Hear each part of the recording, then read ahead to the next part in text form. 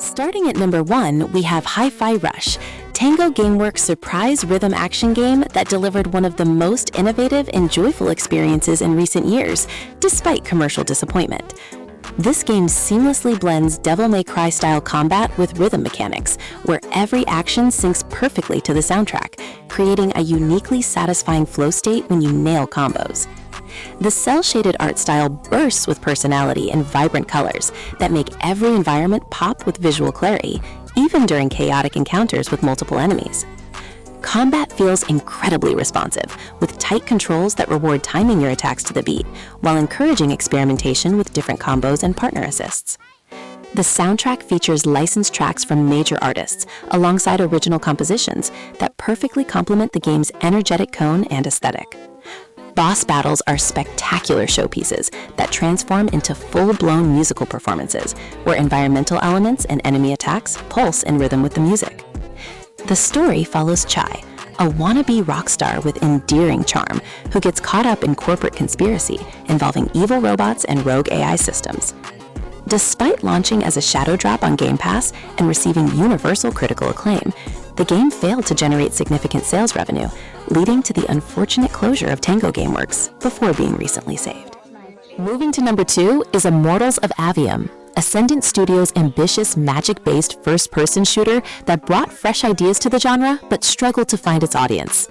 This game reimagines the FPS formula by replacing traditional firearms with 3 distinct schools of magic that you wield simultaneously, each with unique properties and tactical applications.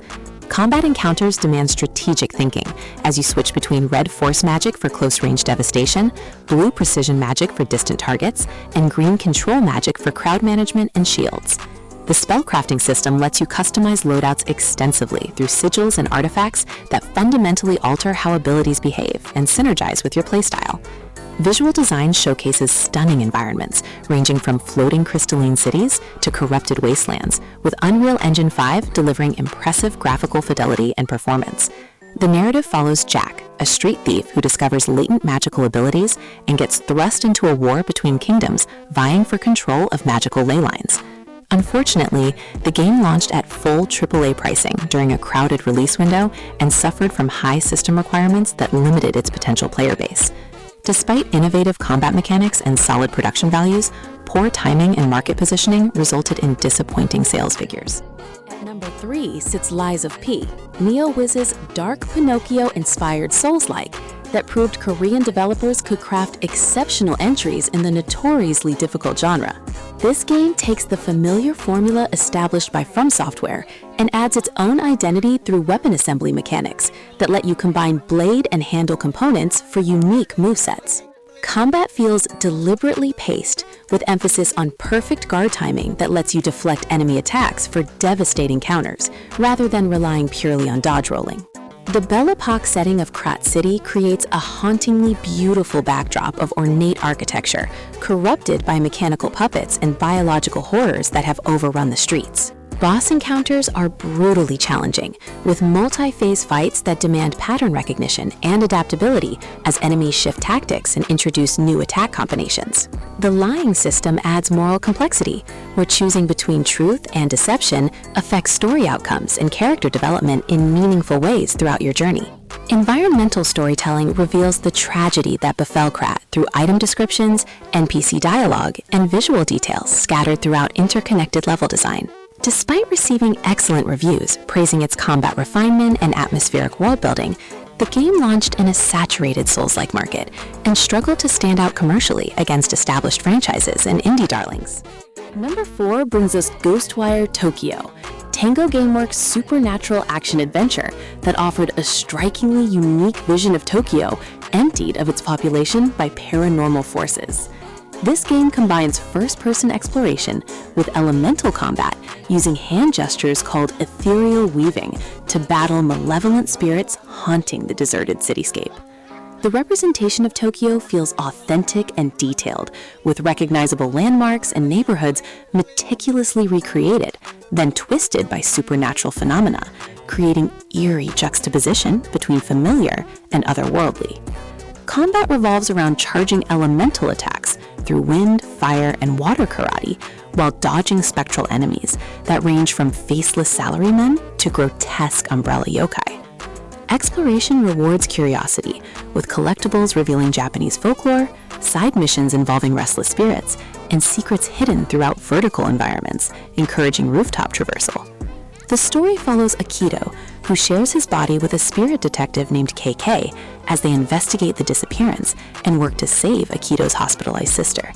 Visually, the game excels, with ray tracing creating stunning reflections in rain-soaked streets and atmospheric lighting that shifts between serene beauty and unsettling dread. Marketing failed to communicate what type of game this actually was, leading to confused expectations and modest sales, despite positive critical reception for its distinct cultural perspective and engaging world design.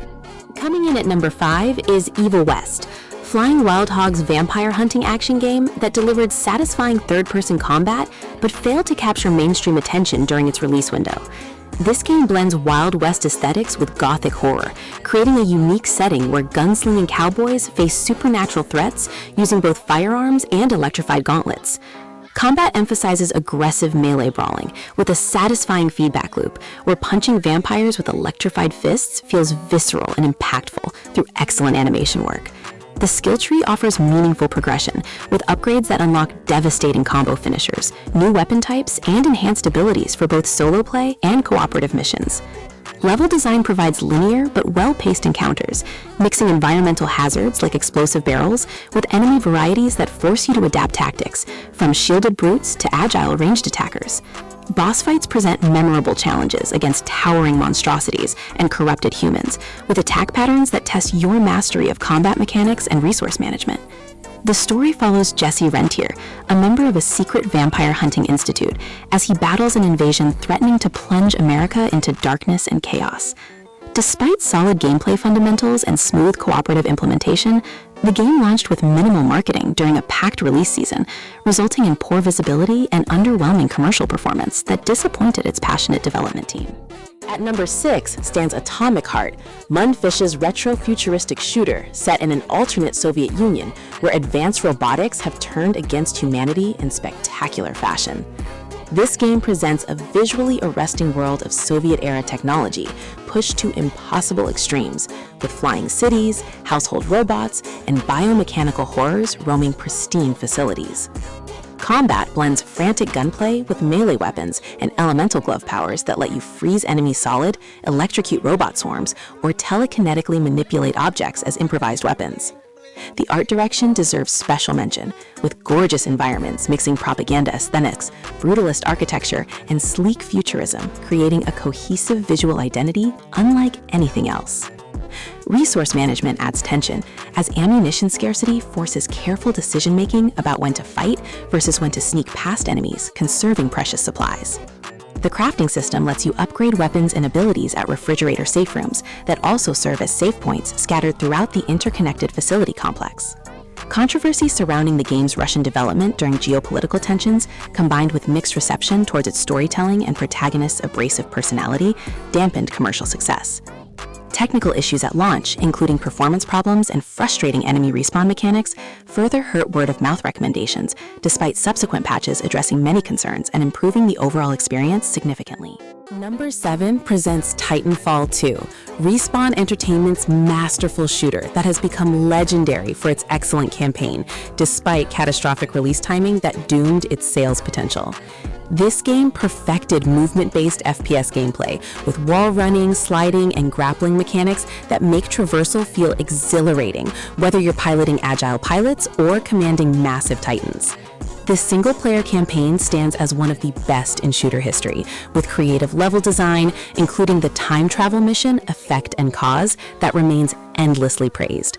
Multiplayer offered incredibly balanced combat, where skill expression through movement mastery created a high skill ceiling while remaining accessible through Titan mechanics that leveled the playing field. The relationship between pilot Jack Cooper and his Titan BT creates genuine emotional investment through well-written dialogue and character development across the compact but perfectly paced story. Titan combat provides a satisfying contrast to pilot gameplay, with heavier movement and powerful weapons that make you feel like a walking tank dominating the battlefield. EA's decision to release between Battlefield 1 and Call of Duty Infinite Warfare effectively buried the game commercially, despite universal critical acclaim and passionate fan advocacy. The player base never recovered from the disastrous launch window, though the game maintains a dedicated community years later who recognize it as tragically underappreciated. At number 8, we find Psychonauts 2. Double Fine's long-awaited sequel that delivered everything fans hoped for, yet failed to achieve mainstream commercial breakthrough despite critical adoration. This game takes players through brilliantly imaginative mental worlds, representing different psyches, each with unique visual themes and gameplay mechanics tailored to their psychological concepts. Platforming feels precise and responsive, with Raz's expanded psychic abilities creating varied traversal options, from mental projection to time manipulation, that keep level design fresh throughout. The writing showcases Tim Schafer's signature wit, with genuinely funny dialogue balanced against surprisingly mature themes about trauma, family dysfunction, and mental health, handled with remarkable sensitivity. Boss encounters transform into therapeutic sessions where you literally battle mental demons and help characters overcome their psychological barriers through creative puzzle solving and empathetic understanding.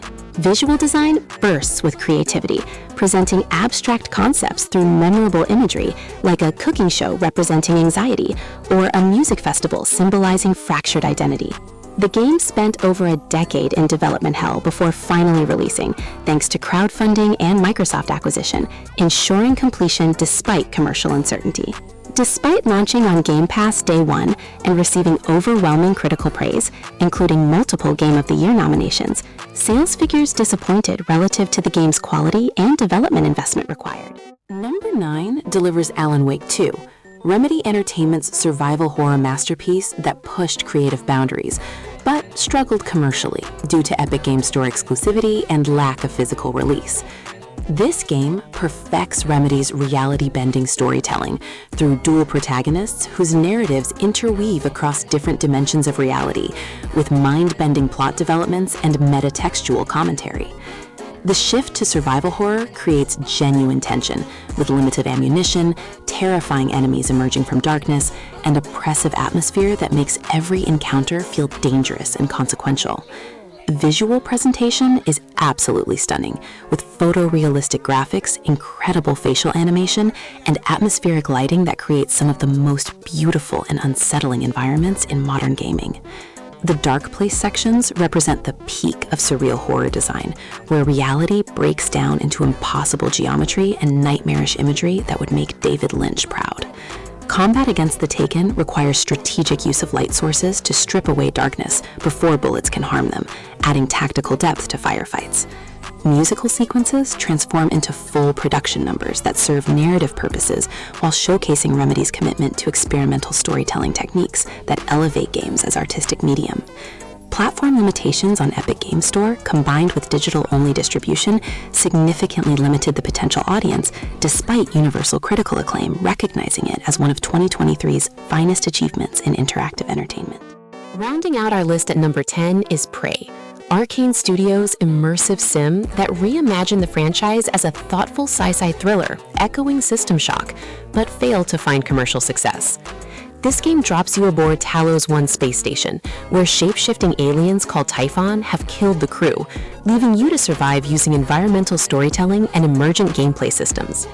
The Neuromod system lets you customize abilities extensively, whether you want to focus on human skills like hacking and repair, or alien powers that fundamentally alter how you interact with the station.